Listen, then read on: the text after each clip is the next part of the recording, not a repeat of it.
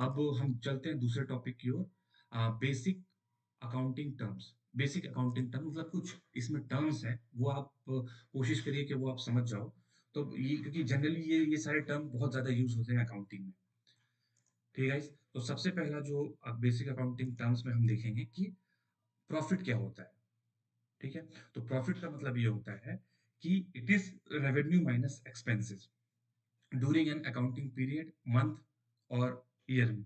जो भी आपको रेवेन्यू जनरेट हो रहा है और जो भी आपके खर्चे हैं, मतलब आप जो भी रेवेन्यू जनरेट कर रहे हो वो मतलब कैसे भी आपको पैसा आ रहा है आपके बिजनेस में, और आप खर्चे उसको जब एडजस्ट करोगे और उसमें आपका रेवेन्यू ज्यादा होगा, तो उसका मतलब आपको प्रॉफिट हो गया है। गेन क्या होगा? ये गेन जब होता है जब आप बेच रहे हो फिक्स्ड एसेट्स को या आपके बिजनेस को लॉटरी लगा है, तब उसको हम गेन बोलेंगे।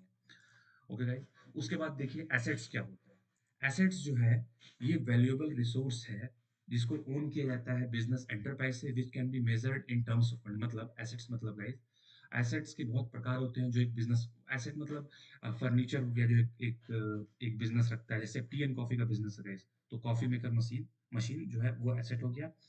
उसने कोई छोटी सी एक वैन रखी है, एक गाड़ी रखी हुई है, वो एक एसेट हो गया। फिर उसने फर्नीचर रखा हुआ है, टेबल चेयर्स, ये एसेट हो गया, तो ये एसेट है। फिर अगर मतलब ये इस एसेट मतलब यही हो गया गाइस, जिसका टर्म्स ऑफ मनी में उसको हम आप उसका कुछ वैल्यू हो, उसको हम एसेट्स बोलते हैं। अब हम देखते हैं कि टाइप्स ऑफ एसेट्स क्या होता है। टाइप्स ऑफ एसेट्स क्या होता है गाइस?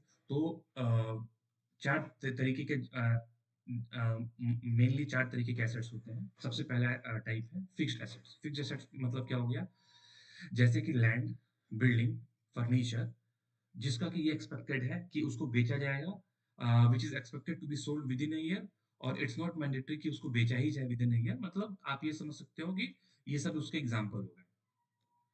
ठीक है? जिसको एक्सपेक्ट किया है वो बेचा जा सकता है। करंट एसेट्स क्या होता है guys? जो लिक्विड एसेट्स होता है, मतलब जनरली कैश जो होता है बिजनेस में, जो कैश होता है उसको करंट एसेट्स बोलते हैं। या कोई ऐसा एग्रीमेंट हुआ है, जो ऐसा पेपर बना है, मतलब उसको लेटर ऑफ क्रेडिट, ये सारी चीजें आपको करंट एसेट है, जिसको हम कैश में कन्वर्ट कर सकते हैं within a year. Check हो गया, ये सारी चीजें करंट एसेट्स है एक बिजनेस के लिए। These assets are either meant for sale or which are expected to be converted into cash within 1 year। ठीक है? उसके बाद देखते हैं next type, tangible assets. Things which can be touched, seen, example land and building. अगर एक business है उसके पास ऐसा एसेट का वो प्रकार है जिसको आप छू सकते हो, जैसे लैंड। एक बिजनेस के पास लैंड है, उन्होंने लैंड परचेज किया है, तो उस लैंड को आप छू सकते हो, देख सकते हो। बिल्डिंग है, फर्नीचर है, गाड़ी है, व्हीकल है, तो वो टेंजिबल एसेट्स हो गए एक बिजनेस के। इनटेंजिबल एसेट्स क्या होता है? Things which can not be touched, और वैसा एसेट जिसको आप छू भी नहीं सकते हो, देख भी नहीं सकते हो, लेकिन वो एग्जिस्ट करता है, जैसे एक कंपनी का गुडविल हो गया, प्रीपेड एक्सपेंसेस हो गया, ये सब क्या है? इन एसेट्स है लेकिन इनटेंजिबल, जिसको आप छू और देख नहीं सकते हो।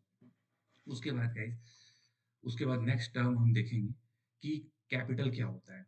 कैपिटल क्या होता है? तो एक ओनर है, सपोज मैं अपना टी एंड कॉफी का बिजनेस शुरू कर रहा हूँ फॉर एग्जाम्पल, और मैं 1 लाख रुपीज जो है इन्वेस्ट कर रहा हूँ अपने पास से। तो एक ओनर है और मैं कंपनी रजिस्टर कर रहा हूँ, टी एंड कॉफी का business, suppose Wilson tea coffee business को मैं रजिस्टर कर रहा हूँ। तो अब मैं क्या कर रहा हूँ, मैं अपने पास से 1 लाख रुपए, मेरे पास 1 लाख रुपए था अपने पर्सनल यूज के लिए। अब मैं इस 1 लाख को क्या कर रहा हूँ, इस 1 लाख को मैं इसमें इन्वेस्ट कर दे रहा हूँ। ठीक है? तो ये 1 लाख जो है, ये इस ये मेरे बिजनेस के, मैं owner is different and his business is also different. दोनों चीजें, दो ओनर और उसका बिजनेस जो अलग अलग अलग एंटिटी है, अलग अलग चीजें हैं, दोनों एक नहीं है। पहली बात आप ये समझिए। उसके बाद ओनर ने अपने पर्सनल 1 लाख को कहाँ किया, बिजनेस में इन्वेस्ट कर दिया, तो वो अब बिजनेस के पास चला गया, लेकिन ये बिजनेस के लिए लाइबिलिटी है, क्योंकि ये ओनर ओनर ने ही इसको इसमें इन्वेस्ट किया है। तो बिजनेस के लिए क्या है, लाइबिलिटी है। तो कैपिटल होता क्या है? It refers to the amount invested by proprietor in a business. तो ये चीज आप ये समझ जाइए कि कैपिटल ये होता है। ठीक है? It refers to the it refers to the amount invested by proprietor मतलब owner in the business enterprise.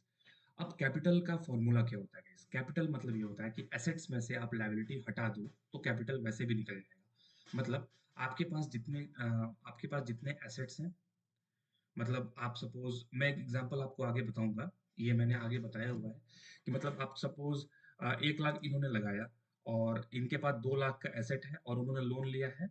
उन्होंने लोन लिया हो, मतलब मैं आपको इसका एग्जांपल आगे बताता हूँ, मतलब इसका अभी ये फॉर्मूला आप ध्यान में रखिए, इसका मैं आपको प्रैक्टिकल एग्जांपल में नीचे बताऊंगा।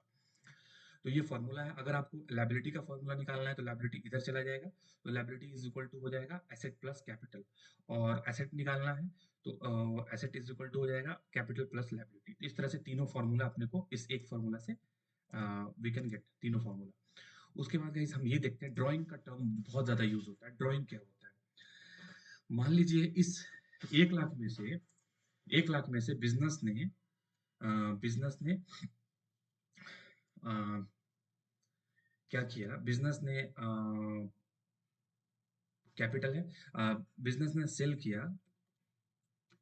किया और सेल करने से उसको प्रॉफिट, उसको जो है रेवेन्यू जनरेट हुआ 10,000 का कैश। रेवेन्यू जनरेट हो गया 10,000 का। अब इस 10,000 में ओनर ये बोल रहा है कि मुझे 5,000 में पर्सनल यूज के लिए यूज करना चाहता हूँ। ठीक है, बोल रहा है 5,000 मुझे पर्सनल यूज के लिए यूज करना है। तो ये जो 5,000 वो यूज करेगा पर्सनल यूज के लिए, उस टी एंड कॉफी के बिजनेस से फॉर एग्जांपल 10,000 का रेवेन्यू जनरेट हुआ। ठीक है, लेकिन ये बिजनेस का है, ये ओनर का नहीं है। ठीक है, ये बिजनेस का रेवेन्यू है।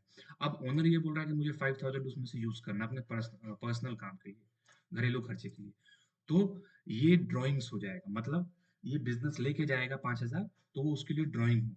तो इसका मतलब ये होता है, it refers to the cash और value of goods withdrawn by owner for personal use. अगर वो बिजनेस से कुछ भी, कोई भी गुड्स वस्तु या कैश लेके जा रहे हैं अपने पर्सनल यूज के लिए, अगर सपोज फर्नीचर एनीथिंग वो लेके जा रहे हैं, तो उसको हम ड्राइंग्स बोलते हैं। ठीक है, फिर अब लाइबिलिटीज क्या होता है? लाइबिलिटी का मतलब ये होता है कि एक तरह का हम बोल सकते हैं, लाइबिलिटी मीन्स कर्ज। कर्ज, और जो हमने पैसा उधार लिए हैं या जो भी चीज हमने उधार लिए हैं, कर्ज लिए हैं, उसको लाइबिलिटी बोलते हैं। It refers to the amount which firm owes to the outsiders. ये रेफर करता है उस पैसे को या उस मतलब जो भी एक फर्म को या बिजनेस को देना है आउटसाइडर्स को, expecting the amount own to the proprietor. लेकिन ये कैपिटल का अमाउंट के